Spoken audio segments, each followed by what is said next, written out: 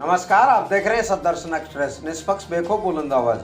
पूर्व मंत्री डॉक्टर शर्मा ने बसपा और दीनदयाल उपाध्याय को बताया एक विचारधारा।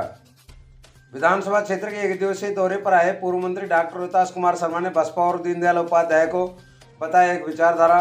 डॉक्टर शर्मा ने कहा, बसपा गरीबों का हित चाहती है, चाहे वे अगड़े हों या पिछड़े या अनुसूचित जाति या जनजाति। उन्होंने कहा कि बसपा नेत्री बहन कुमारी मायावती ने दीनदयाल उपाध्याय के बाद भारत में सबसे पहले गरीब अगड़ों को आरक्षण देने के लिए अपने शासनकाल में विधानसभा में प्रस्ताव पारित किया।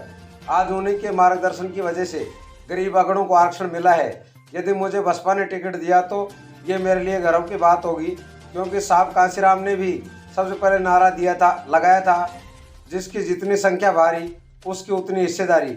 मैं पंडित दीनदयाल उपाध्याय की विचारधारा और बसपा की विचारधारा में कोई अंतर नहीं समझता। आज की भाजपा वह भाजपा है जो संसद में तो आनन फानन में महिला आरक्षण बिल लेकर आ गई, पर लागू 2029 में होगा। हमने सोचा संविधान संशोधन हो रहा होगा, पर ढाक के 3 पात बानसूर की जनता मुझे जो आदेश देगी मैं उसकी पालना करूंगा। और यदि उन्होंने कहा कि आप चुनाव लड़ो तो ही चुनाव लड़ूंगा। मुझे यदि बसपा ने इस योग्य समझा कि मैं अपनी जगह सही हूं और अपने टिकट दिया तो मैं बसपा के निशान पर चुनाव लड़ने के लिए तैयार हूं। मुझे बानसूर की जनता की पीड़ा देखकर बड़ा दुख होता है। काश मैं राजनीति में क्यों आया। यदि पीड़ितों की आवाज़ ही नहीं उठा सका तो मेरा जीवन बेकार है। पार्टी में पंडित दीनदयाल उपाध्याय का उपासक हूँ। मैं उनकी थ्योरी को लेकर साथ चलता हूँ, गरीब को गणेश मानकर। बसपा का और पंडित दीनदयाल उपाध्याय का मत एक है, गरीब को उत्थान करना। उन्होंने गरीब के लिए, बहुजन समाज के लिए, सबके लिए काम किया। और वो मायावती एक ऐसी नेता है, नेत्री है, जिन्होंने अगड़ी जातियों को, जिसमें ब्राह्मण, क्षत्रिय, वैश्य, इस तरह के बड़े लोग आते हैं, उनमें भी जो गरीब है, उन्होंने उस समुदाय में से गरीब को निकाला। और उनके लिए सबसे पहले जब वो चीफ मिनिस्टर थी, जब वो मुख्यमंत्री, सबसे पहले रेजुलेशन पास करके भारत सरकार को भेजा कि अगड़ी जातियों के गरीबों को भी रिजर्वेशन होना। तो ऐसी नेत्री की अगर हमको टिकट मिलती है भगवान की कृपा से या नेत्री की कृपा से या जनता की कृपा से, तो हम शहर से ले लेंगे, हमको कोई तकलीफ नहीं। चुनाव की बात चलती है, फिर व्यापारी अपना व्यापार से संबंधित बात करता है और उसका दिल लगता है राजनीति की बात करने में। व्यापारी अपना व्यापार छोड़ करके राजनीति में रुचि लेने लगता है। मैं ये कहना चाहता हूँ कि इस वक्त जो राजनीतिक उथल चल रही है और नई सरकार बनने के लिए युवक, महिला, पुरुष सब तैयार है। और मैं समझता हूँ कि नवंबर में इसकी बड़ी परीक्षा होने जा रही है और दिसंबर में उसका परिणाम घोषित हो जाएगा।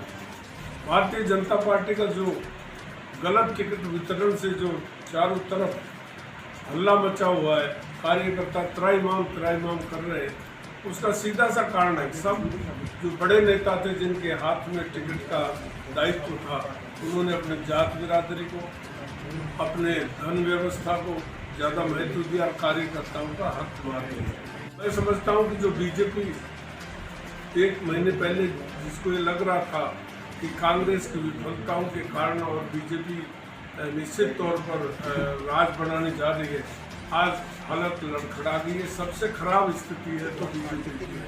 चारों तरफ जो टिकट दिए गए, सांसदों को दे दिए गए, वहाँ के कार्यकर्ता डरे रह गए। हमारे ज़िले में भी देखो कि वहाँ भिवाड़ी में बहुत भारी शोर शराबा हुआ और वातावरण बड़ा। ऐसे ही जयपुर में जहाँ सांसदों को टिकट दिया, वहाँ पर जनता ने उसका विरोध किया है। इससे परिणाम की कोई अच्छी उम्मीद नहीं की जा सकती। और टिकट गरीब आदमी, गरीब कार्यकर्ता कहीं दिया ही नहीं। गरीब का हक मार करके और बीजेपी जैसे संगठन में ठाडे आदमी को टिकट दिया गया। जात बिरादरी भी वहाँ चली, पैसा भी चला, सब चला। तो बहुत बुरा हाल है। इससे मैं नहीं समझता कि आगामी जो सरकार बनेगी वो कोई स्पष्ट बहुमत की सरकार बनेगी। निश्चित तौर पर आगामी सरकार जो बनेगी जो 93 में जो मिली जुली सरकार बनी थी कोलिशन गवर्नमेंट, अब की बार निश्चित कोलिशन गवर्नमेंट बनेगी, क्योंकि कांग्रेस के प्रति जनता का मोह भंग है।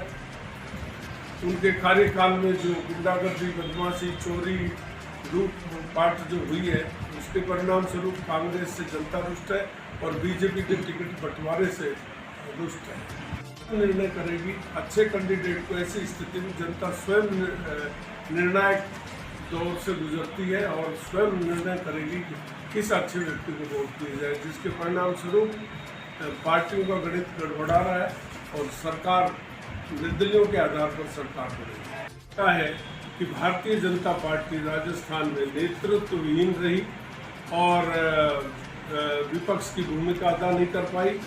रैलियों में भी भीड़ नहीं थी और अभी जो परिवर्तन यात्रा की रैली हुई वो भी जीरो रही, बानसूर की तो सुननी रही, आपको पता है। इसलिए उनको ये सोच करके कि सांसद जरूर जीत आएंगे तो सांसदों को टिकट दिए। ये डिक्टेटरशिप की ओर ध्यान आकर्षित करता है कि हाईकमांड इतना स्ट्रॉन्ग है कि मुख्यमंत्री का कैंडिडेट अच्छा चेहरा जिसको जनता चाहती है उसको भी पहली सूची में नहीं दिया। इसका मतलब ये है कि कोई दिल्ली में बैठा व्यक्ति ही अपनी मनमर्जी से सरकार चलाए। मित्रों और गाँव से फोन आ रहे हैं कि आप चुनाव लड़ना और बार बार मुझे कह रहे। हमने कहा क्यों? उनके प्रत्याशी गले नहीं उतर रहे। जो प्रत्याशी गले नहीं उतर रहे तो वो डिमांड करते हैं कि आप आओ, आपको हमने बजोका हुआ है।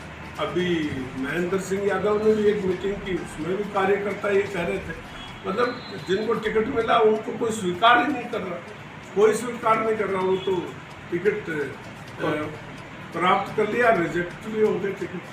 तो 42 टिकट, 41-42 टिकट आए सामने। आगे टिकट आएंगे तो उनको देखकर विश्लेषण करके मैं जवाब दे सकता हूँ, लेकिन माहौल और हाल पूरे राजस्थान में बहुत खराब है और बीजेपी के शीर्ष नेतृत्व के खिलाफ आम कार्यकर्ताओं बड़ी बगावत। और भारतीय जनता पार्टी में ऐसा पहली बार हुआ है। एक तरफ तो महिला रिजर्वेशन की बात कर रहे थे बड़े जोर शोर से और स्पेशल सेशन बुलाया, तो हमने कहा कि बहुत बड़ा कोई परिवर्तन आने वाला है या संविधान में कोई संशोधन होने वाला है, और परिवर्तन आया तो बोल टाइम फिक्स, कुछ हुआ ही नहीं। अब कहते हैं कि जो आरक्षण महिलाओं में जो चाव चढ़ा था, लास्ट वाले दिन वो चाव निकल गया कि 29 में आएगा। 29 में कौन, 29 में आएगा तो उसमें कौन प्रधानमंत्री होगा, कौन क्या व्यवस्था होगी। आप आगे के भविष्य के अभी से जो घोषणा कर दी तो कोई भविष्यवक्ता तो है नहीं।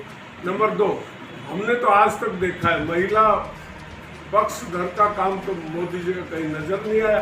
हाँ, महिलाओं के खिलाफ मोदी जी बहुत है, इसके उदाहरण है। वसुंधरा जी को खुदे लाइन लगा दिया, ममता बनर्जी को खुदे लाइन लगा दिया, आई समझ में, मायावती जी को चुप करके बैठा दिया। तो मेरे तो कुछ समझ में नहीं आता क्या हो रहा है। उनके परिवार में बेचारे बुरी स्थिति में जी रहे हैं सब लोग। तो ऐसा योगी तो हमने पहली बार देखा है। जितने भी महान हस्तियां हुई उन्होंने सबने अपने परिवार का ध्यान रखा। भगवान राम ने परिवार का ध्यान रखा, भगवान कृष्ण ने परिवार का ध्यान रखा, भगवान परशुराम ने परिवार का ध्यान रखा। जितने भी भगवान हुए, देवी देवता हुए, उन्होंने सबने रखा। महापुरुषों ने रखा, महात्मा गांधी ने रखा, अम्बेडकर जी ने रखा। ये कहाँ से ऐसे आए जो भारत में जो निराली छवि लेकर के उनके आगे पीछे किसी को मानते नहीं, न माता को मानते न पिता को मानते, तो मानेंगे।